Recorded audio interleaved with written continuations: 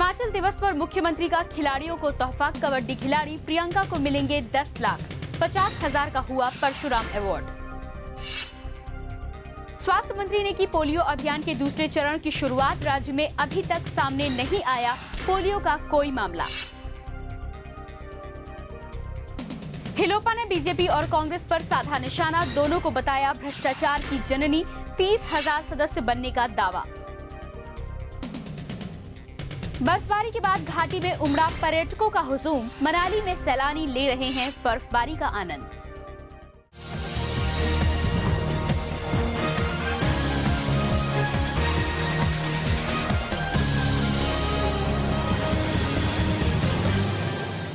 नमस्कार, हिमाचल आजकल में आपका स्वागत है। मैं हूं प्रियंका। अपने इस खास न्यूज बुलेटिन में हम आपको दिखाएंगे राज्य की हर वो खबर जिसका सरोकार सीधे आपसे है। हिमाचल प्रदेश के स्थापना दिवस की 65वीं वर्षगांठ पर सभी दर्शकों को हार्दिक शुभकामनाएं।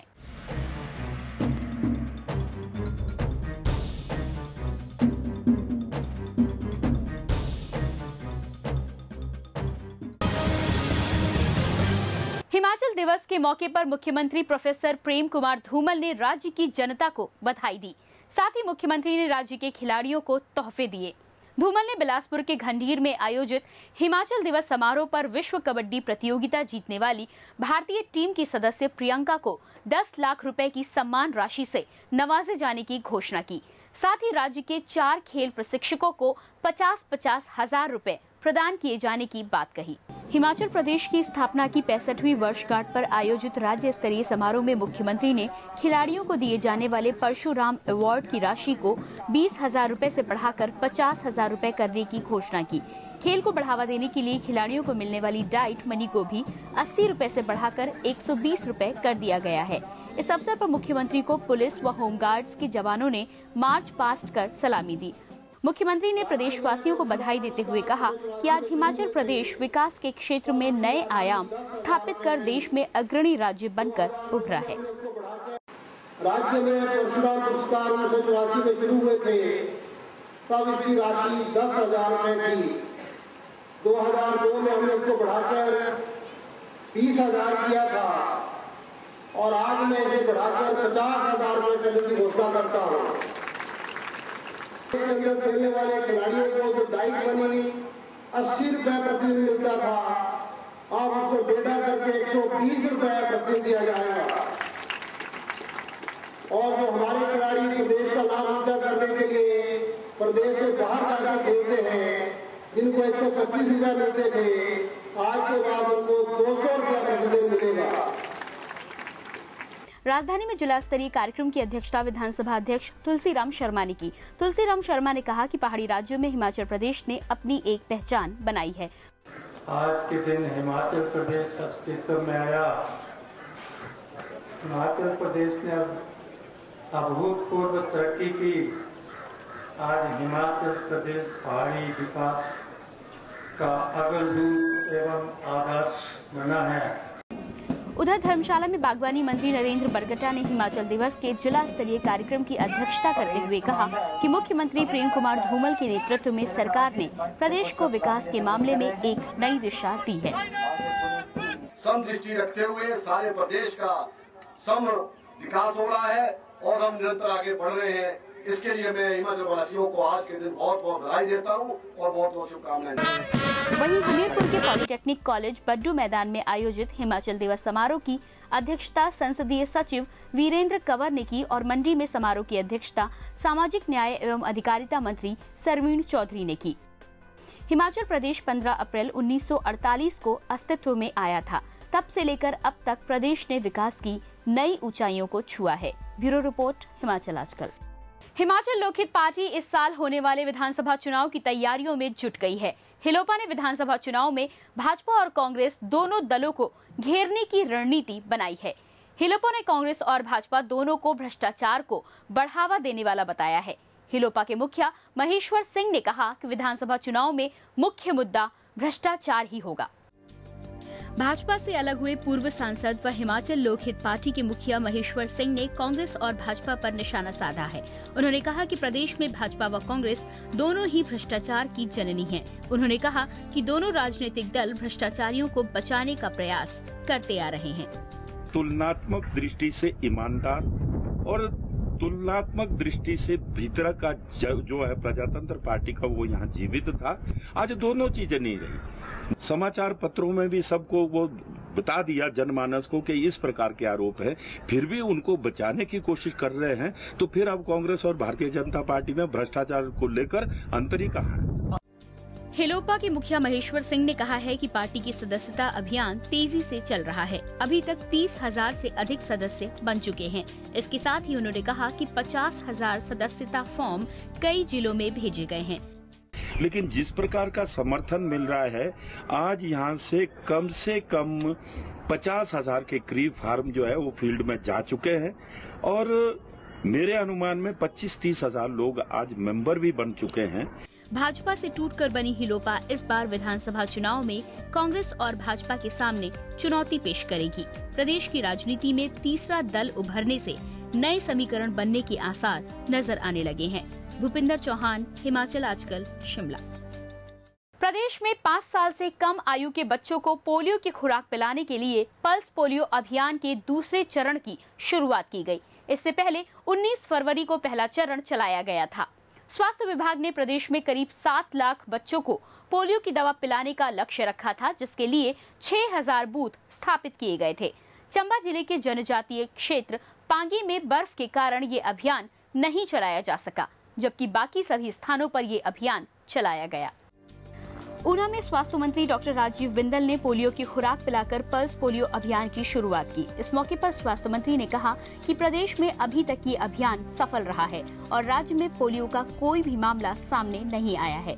इस बार जो हमारी टीमें जा रही हैं उसकी विशेषता ये है कि जहाँ भी हमारी ऐसी बस्तियाँ हैं जो झुग्गी झोंपड़ियों के रूप में हैं, फैली हुई बस्तियाँ हैं, वहाँ पर भी हमारी टीमें जाकर के पोलियो ड्रॉप्स को देंगी ताकि कोई भी बच्चा छूटे ना, सुरक्षा चक्र टूटे ना। इस कड़ी को अपनाते हुए हम पूरे प्रदेश के और सभी बालकों को, बालिकाओं को इस कड़ी में शामिल करने वाले हैं। उधर शिमला में जिले के करीब 82,000 बच्चों को पोलियो की खुराक पिलाने का लक्ष्य रखा गया और इसके लिए करीब 700 बूथों और 23 ट्रांजिट बूथों के अलावा 20 मोबाइल टीमें भी लगाई गयी।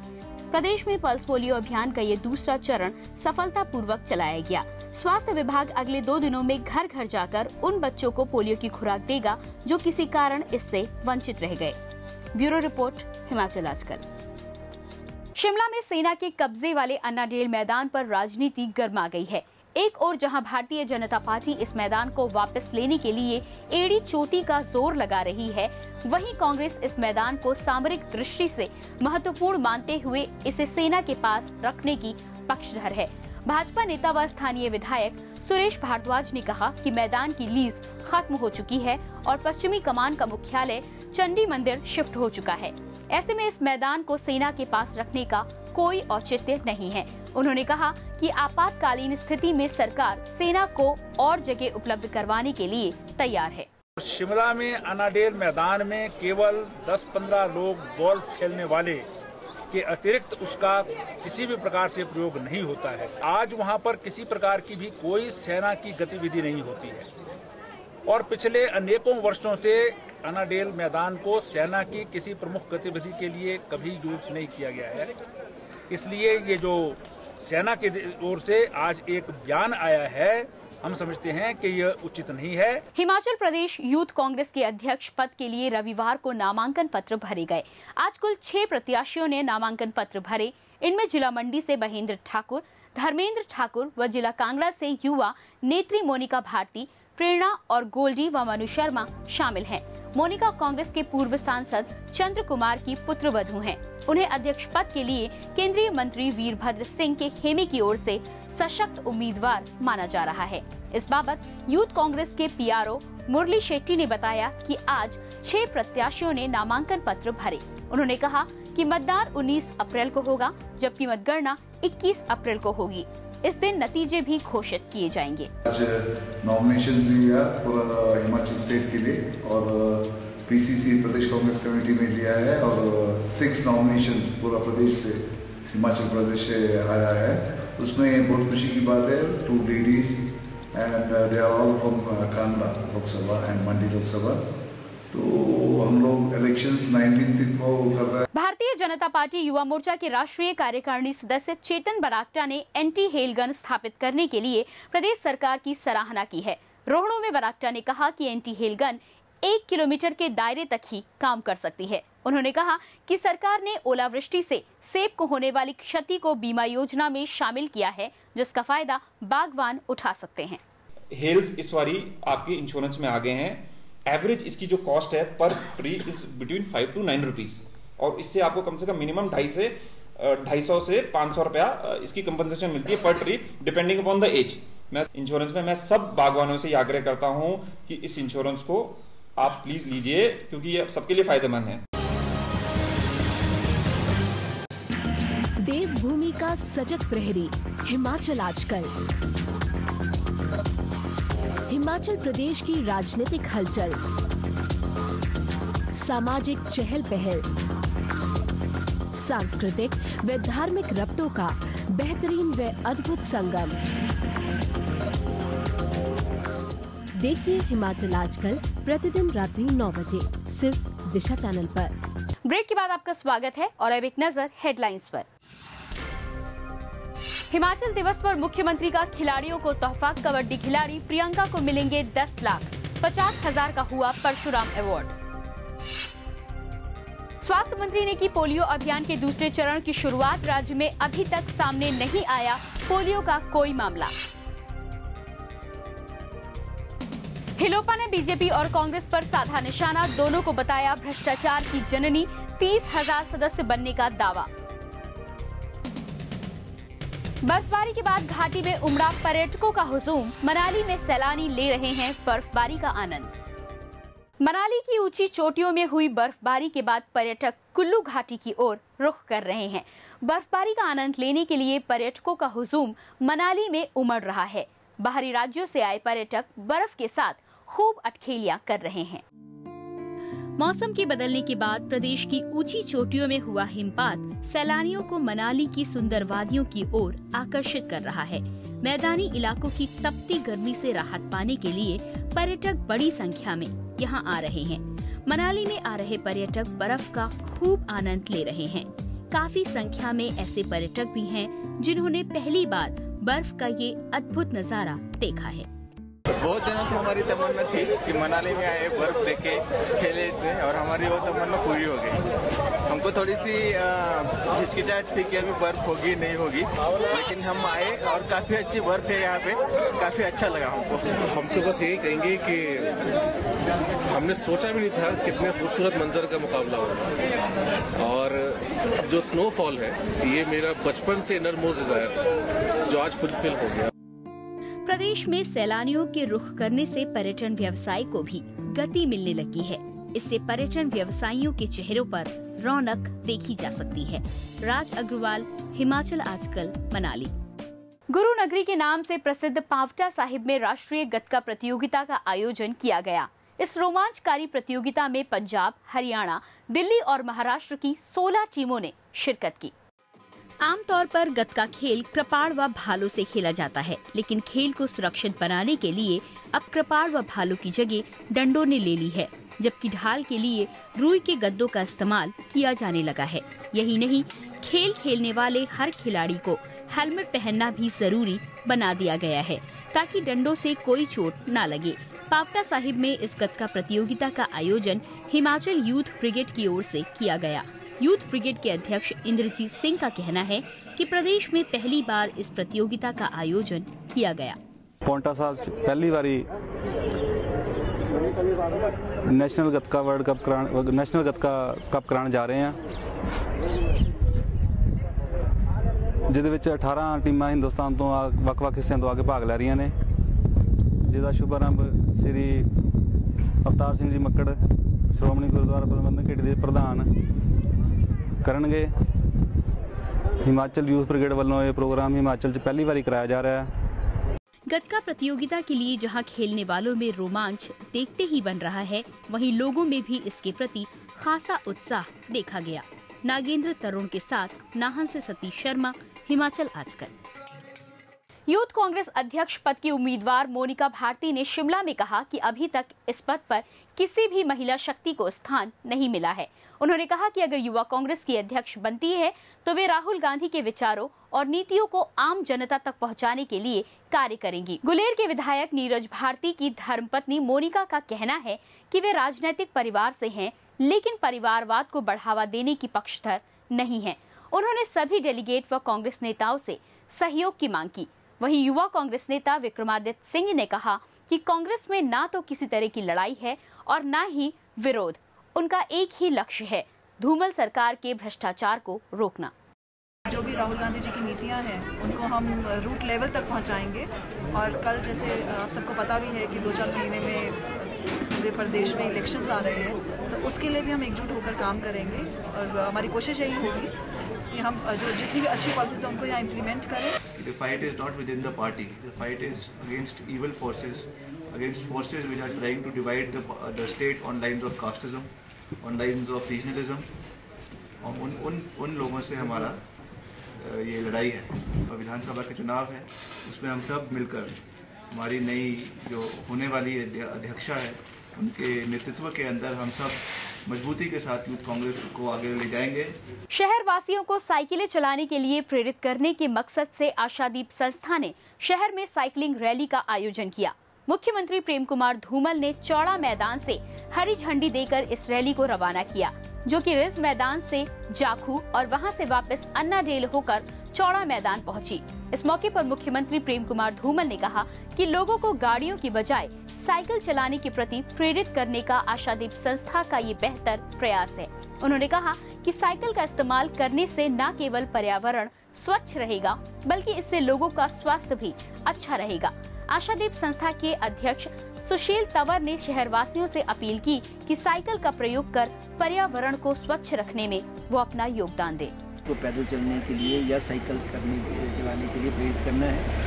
और इसकी वजह यह है कि जो बढ़ता हुआ पर्यावरण प्रदूषण है, विशेष रूप से जो शिमला में, हिमाचल में vehicle pollution, road congestion, road accidents और स्वास्थ्य संबंधी जो परेशानियां हैं, उनका सबका एक सम्मिलित उत्तर इसमें निहित है कि पैदल नहीं तो पैदल सही। देहरा में आयोजित राज्य स्तरीय कलेश्वर महादेव बैसाखी मेला संपन्न हो गया। मेले के समापन कार्यक्रम की अध्यक्षता राज्य वन निगम के उपाध्यक्ष विक्रम सिंह ने की। इस मौके पर विक्रम सिंह ने कहा कि मेले हमारी संस्कृति का संरक्षण करते हैं और इनसे आपसी मेलजोल को बढ़ावा मिलता है। इस अवसर पर स्कूली छात्रों ने रंगारंग कार्यक्रम भी प्रस्तुत किए।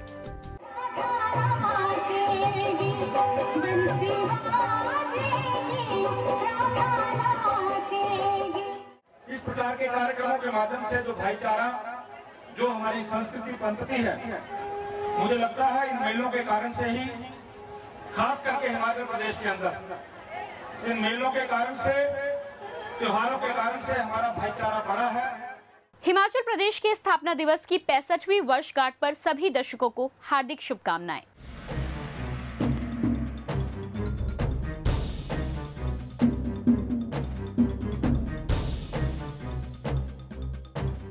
और अब एक नजर सुर्खियों पर।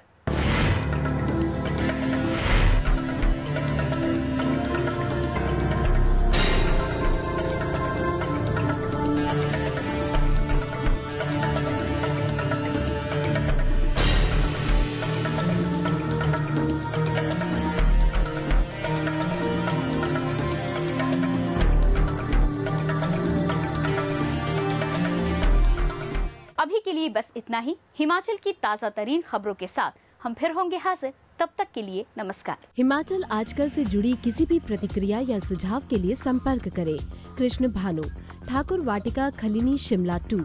Phone number 09816901200, 017726294111। हमारा ईमेल आईडी है himachalajkal@gmail.com।